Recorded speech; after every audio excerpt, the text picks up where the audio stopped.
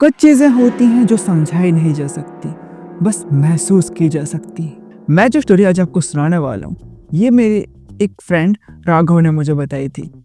ये सब उसके एक दोस्त अर्जुन के साथ हुआ था। एक दिन अर्जुन ने राघव को कॉल किया और बोला कि भाई मैं उस हवेली में गया था और जो मेरे साथ वहाँ हुआ है मैं उसे बिल्कुल नहीं भुला पा रहा हूँ। ये सब आज भी मेरे सपनों में आता है। ये बात है लगभग 2019 के टाइम की। राघव के कॉलेज में उसका एक फ्रेंड था अर्जुन नाम का। बंदा बहुत ही लॉजिकल था, भूत प्रेत में बिल्कुल बिलीव नहीं करता था। ऐसे होते ना लॉजिक के पुजारी टाइप। तो राघव लोग कभी कभी उसे चढ़ाया करते थे कि भाई तेरे सामने कभी सच में भूत भी आ गया तो तू लॉजिक लगाने बैठेगा। बट फिर वो हिमाचल गया। हिमाचल में एक छोटा सा गांव पालमपुर नाम का। नाम सुना है कभी? नहीं ना? एग्जैक्टली कोई नहीं जानता उस गांव को और शायद सबके लिए यही अच्छा है। राघव ने बताया कि जब अर्जुन वापस आया था अपने शहर, बंदा पूरा बदल चुका था। बिल्कुल चुप रहता।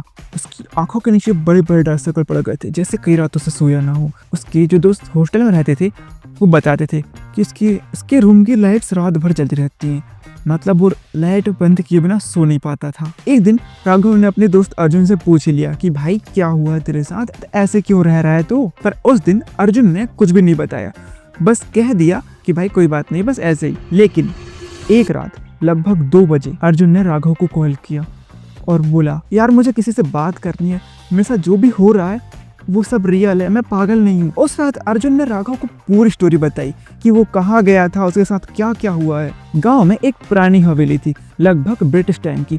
80 साल से वो हवेली बिल्कुल खाली थी, वहाँ कोई नहीं जाता था, स्पेशली रात के टाइम तो बिल्कुल भी नहीं। गांव वाले उस हवेली को राव साहब की हवेली बोला करते थे। गांव वालों की माने तो उस हवेली का एक कमरा ऐसा था जिसे कभी खोला ना गया हो। टॉप फ्लोर पे लाल दरवाजे वाला कमरा, और जिसने भी उस कमरे को खोलने की कोशिश की या तो वो पागल हो गया या फिर वो नॉर्मल वापस नहीं आया। एक दिन शाम के समय वो दोनों मार्केट गए।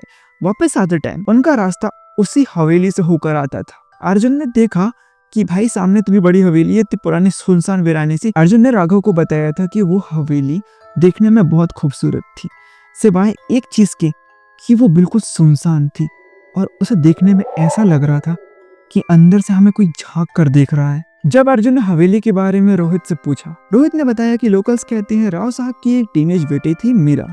देखने में तो वो बहुत ही खूबसूरत थी, लेकिन थोड़ी अलग सी थी। मतलब कि कुछ लोग होते हैं ना मेंटली थोड़े से वीक जैसे। रात के टाइम कभी कभी गार्डन में जाके वो अकेले बैठ जाया करती थी या फिर खुद से ही बातें करती रहती थी। एक रात अचानक से वो गायब हो गई, किसी को नहीं पता कि वो कहाँ गई। राव साहब ने उसके बाद पूरी हवेली छोड़ दी। तब से वो हवेली ऐसी ही वीरानी और साथ ही वो लाल दरवाजा भी तब से बंद है। अब यहाँ से इंटरेस्टिंग पार्ट शुरू होता है। राघव ठहरा लॉजिकल बंदा, अपना लॉजिक लगाने लगा और हंसने लगा। कहता भाई ये भूत प्रेत कुछ नहीं होता। इतना सुन के रोहित ने उसे वार्निंग दी कि भाई मजाक मत कर, ये सब रियल होता है, यहाँ पे सब होता रहता है। रात के टाइम यहाँ से गुजरना भी मतलब पाप है, मत गुजर मत जाइए तो यहाँ से रात में। बट तुम तो जानते ही हो कि इंसान को किस चीज के लिए जितना मना किया जाए उसके अंदर वो चीज करने की चलो उतनी ज्यादा मचती है। तो बस जैसे ही रात में 11:30 बजे अर्जुन सबके सोने के बाद तुरंत एक टॉर्च लिया और फिर बस निकल पड़ा हवेली की तरफ। जब मैं स्टोरी सुन रहा था ना भाई, मैं तो ऐसा शौक हो गया था कि भाई तेरा राघव भाई तेरा दोस्त पागल वागल है क्या सर, अकेले क्यों निकल लिया उसने? तो राघव बोलता है नहीं भाई बस वो प्रूव करना चाहता था कि ये भूत प्रेत कुछ नहीं होता। मैं भी समझ सुन के सदमे में चला गया कि रात में अकेला निकल रहा बंदा 11:30 बजे। जब अर्जुन हवेली के पास पहुंचे तो उसने बताया कि हवेली का मेन गेट जो है वो खुला हुआ था, जैसे कोई किसी का इंतजार कर रहा हो।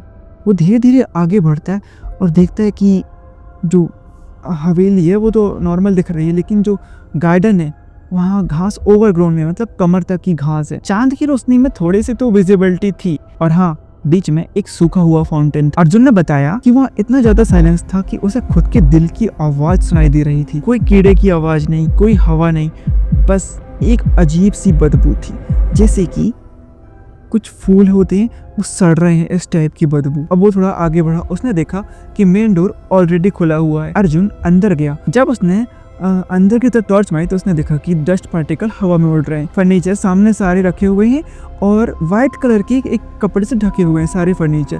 पर वियर्ड चीज़ ये थी कि वहाँ देख के लग रहा था कि अभी भी वहाँ कोई रहता है। मतलब सब कुछ इतना सिस्टमेटिक कैसे हो सकता है यार। जब अर्जुन ग्राउंड फ्लोर में घूम रहा था तो उसको कुछ सीढ़ियाँ मिलती हैं, लकड़ी की सीढ़ियाँ। जैसे जैसे अर्जुन लकड़ी की सीढ़ियाँ चढ़ रहा था, कुछ चटपटाने की आवाज़ आ रही थी, जैसे कि सीढ़ियाँ टूट रही हो टाइप की। जब वो ऊपर जा रहा था, जाते जाते टेम्परेचर धीरे धीरे ड्रॉप करने लगा। मतलब दिसंबर के मंथ में भी इतनी ज़्यादा ठंड नहीं होनी चाहिए थी। फर्स्ट फ्लोर पे एक पेंटिंग थी, फैमिली पोर्ट्रेट टाइप। अर्जुन ने देखा कि वहाँ राव साहब, उनकी बीवी और मीरा, मतलब सब लोग खड़े हैं। जब उसने उनकी बेटी मीरा की आंखें देखी तो वो देखकर लग रहा था कि वो आंखें फोटो के बाहर देख रही हैं। जब वो वहाँ से थोड़ा आगे बढ़ रहा था तो उसे लग रहा था कि वही आंखें उसका पीछा कर रही हैं। सेकेंड फ्लोर पे जाते ही अर्जुन को वो देखा, द रेड डोर, बिल्कुल हॉलवे के कॉर्नर पे था। बाकी सारे डोर्स ब्राउन थे, लेकिन ये वाला रेड, और उस पे कुछ लिखा हुआ था हिंदी में चौक से, जो अंदर है वो बाहर आना चाहता है। नॉर्मल इंसान होता तो वापस चला जाता, पर अर्जुन ने दरवाजे का हैंडल पकड़ा। हैंडल बर्फ की तरह ठंडा था। उसने दरवाजे को हल्के से अंदर की तरफ धक्का दिया। दरवाजा धीरे धीरे खुला। अंदर कंप्लीट अंधेरा था। जब अर्जुन ने टॉर्च मारी तो टॉर्च की लाइट भी उस अंधेरे में जैसे एब्जॉर्ब हो रही हो। बट अर्जुन ने अंदर की तरफ एक कदम बढ़ाया। धीरे धीरे वो आगे बढ़ रहा था। उसने देखा कि रूम के बीचों बीच एक चेयर रखी है जिसपे कोई बैठा हुआ है। पीठ अर्जुन की तरफ है और फेस अपोजिट साइड में। जो वहां बैठा था या बैठी थी, उसके लंबे और काले बाल थे और साथ में उसने व्हाइट ड्रेस पहन रखी थी, बिल्कुल स्टिल, बिल्कुल भी नहीं हिल रही थी, ना कुछ कोई मूवमेंट हो रही थी। अर्जुन के ये सब देखकर हाथ कांपने लग गए। भाई जब तक इतना डर लगता तो आया काहे के लिए था वहां। अर्जुन के हाथ कांपने लग गए, बट उसने जैसे तैसे हिम्मत करके टॉर्च की लाइट उस फिगर पे डाली। वो चेयर धीरे धीरे अर्जुन की तरफ घूम रही थी, बट जब वो चेयर घूम रही थी तो कोई एक्स्ट्रा साउंड नहीं आ रहा था, बस चेयर घूम रही थी। जैसे कि जब कोई चेयर घूमती है या फिर लकड़ी की कोई चीज अपन हिलाते हैं तो एक अजीब सी लकड़ी की आवाज आती है, बट उस चेयर के साथ ऐसा कुछ नहीं था, बस प्योर मूविंग, कोई आवाज नहीं। जब वो चेयर अर्जुन की तरफ पूरी घूम गई तो उस फिगर का चेहरा थोड़ा दिखा।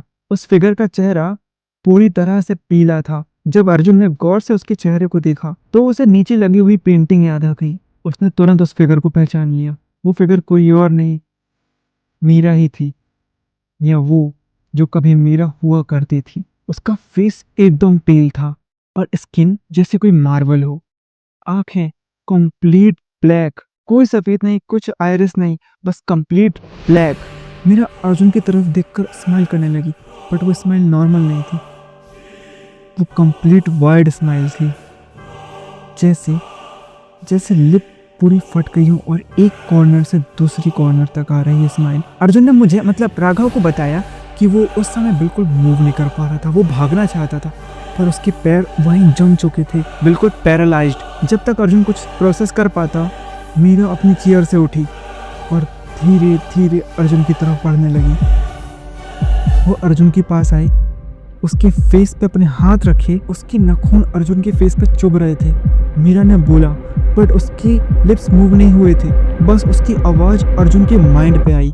उसने बोला, तुम्हें पता है मैं अब तक कहाँ थी इतने साल। इतने में अर्जुन की टॉर्च फ्लिकर करना चालू कर देती है, ऑन ऑफ, और अब अंधेरे में सिर्फ मीरा की आंखें दिख रही थी, दो काले गड्ढे। जैसे ही अर्जुन ने उसकी आंखों में देखा, अर्जुन के दिमाग में कुछ अचानक से विजन चलने लगी।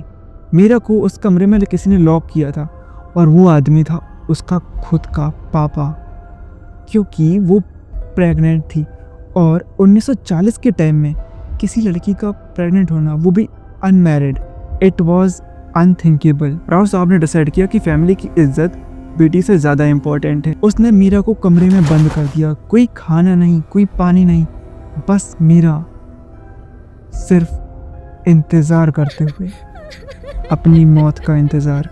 और मीरा ने दरवाज़ा खटखटाया, चिल्लाई, रोई, बट कोई नहीं आया। She died in that room, alone, terrified. और गुस्सा, सबसे ज़्यादा गुस्सा। जो विज़न अभी तक अर्जुन को आ रहे थे वो अचानक से रुक गए। मीरा अब भी अर्जुन के सामने खड़ी थी, बट उसका फेस चेंज हो रहा था, जैसे कि उसका फेस डिकम्पोज हो रहा है, सब कुछ गल रहा है। उसकी आंखों के सॉकेट से कीड़े बाहर आने लग गए थे इस बार। मीरा ने बोला कि अब तुम्हारी बारी है, मेरे साथ रहो हमेशा। तभी कहीं दूर से एक घंटे की आवाज़ आई, सुबह की पहली आरती 4 बजे की। मीरा अचानक से चिल्लाई। उसका मुंह बहुत बड़ा खुला, पर कोई आवाज़ नहीं थी, बस मुंह खुला। जब उसका मुंह खुला तो उसके मुंह से कुछ काला लिक्विड बाहर आने लगा। ये सब देखकर अर्जुन का पैरालिसिस टूटा और वो फटाक से भागा। ऐसे भागा कि उसकी सांसें जब तक फूल नहीं गई तब तक वो रुका नहीं। जैसे तैसे करके रोहित के रूम में पहुंचा, लाइट्स ऑन की और अर्जुन के फेस पे 3 बड़े स्क्रैचेस थे, बिल्कुल गहरे गहरे, और उनमें से हल्का सा ब्लड आ रहा था। रोहित ऑब्वियसली शॉक्ड था, बट अर्जुन ने जब उसे बताया कि उसके साथ क्या हुआ है, रोहित का चेहरा तुरंत पीला हो गया। उसने बोला कि भाई वो रेड डोर वो हमेशा लॉक्ड रहता है एक बड़े से ताले के साथ। ये पॉसिबल ही नहीं है कि तू वो दरवाजा खोलकर अंदर चला जाए। अगले सुबह सबको लेकर दोनों गए चेक करने, और साथ में गांव वाले भी थे। सबने देखा कि हवेली का ऊपर का ताला, रेड डोर वाला ताला, जैसा का तैसा लगा हुआ है, और उसमें जंग भी लग गई है, और साथ में मिट्टी की एक बहुत मोटी लेयर जमा हो गई, जैसे कई सालों से ताले को किसी ने छुआ भी ना हो। अर्जुन उन सबको दिखाना चाहता था कि नीचे चौक से कुछ लिखा हुआ है, लेकिन इस बार वह कुछ भी नहीं लिखा हुआ था। गांव के कुछ पुराने लोगों ने बताया कि ऊपर जो कमरा था, वो जब राव साहब वहां रहते थे तब वो कमरा वहां नहीं था। तो अर्जुन तुरंत समझ गया कि जहां वो कल रात में गया था वो जगह फिजिकली एग्जिस्ट नहीं करती। वो एक अलग डायमेंशन है जो बनी है मीरा की प्योर नफरत और गुस्से से, जो एक जेल है जहां मीरा कैद हो चुकी है, और वो अर्जुन को भी वहीं कैद करना चाहती थी। बट यहाँ क्लाइमैक्स आता है। जब अर्जुन वापस शहर आया तो कभी कभी उसको अपने रूम से सेम वैसी ही फूलों की खुशबू आती थी, जैसे उसे उस हवेली में आई थी। कई बार उसे आईने में एक रिफ्लेक्शन दिखता था, जैसे कोई उसके पीछे खड़ा हो, लंबे बाल, सफेद कपड़े। एक रात अर्जुन जाग गया लगभग 3 बजे। उसके दरवाजे से लेकर बेड तक गीले पैरों के निशान थे, और तभी अर्जुन के कानों पे एक आवाज आई कि तुमने दरवाजा खोला है, अब मैं भी बाहर आ सकती हूँ। ये सुनते ही अर्जुन ने अगले दिन सुबह ही वो रूम, वो सिटी सब छोड़ दिया। वो कहीं और शिफ्ट हो गया। लेकिन एक दिन जब अर्जुन अपने पड़ोसी से मिलने जा रहा था, तब उसकी बेटी ने एक ड्राइंग बनाई थी। उसकी बेटी लगभग 6 साल की थी, जिसने एक ड्राइंग बनाई थी। उस ड्राइंग में अर्जुन की खिड़की थी, और खिड़की के बाहर एक लड़की खड़ी थी, काले बाल वाली। और बच्ची ने बताया कि ये दीदी अंकल की खिड़की के बाहर डेली आकर खड़ी रहती और अंदर देखती रहती। हो सकता है कि ये कोइंसिडेंस हो, मे बी। अर्जुन अब थेरेपी ले रहा है। डॉक्टर ने बोला कि भाई तू बस हेलुसिनेट करता है, बट वो 6 साल वाली बच्ची की ड्राइंग मे बी कोइंसिडेंस, और मे बी कुछ और भी हो सकता है।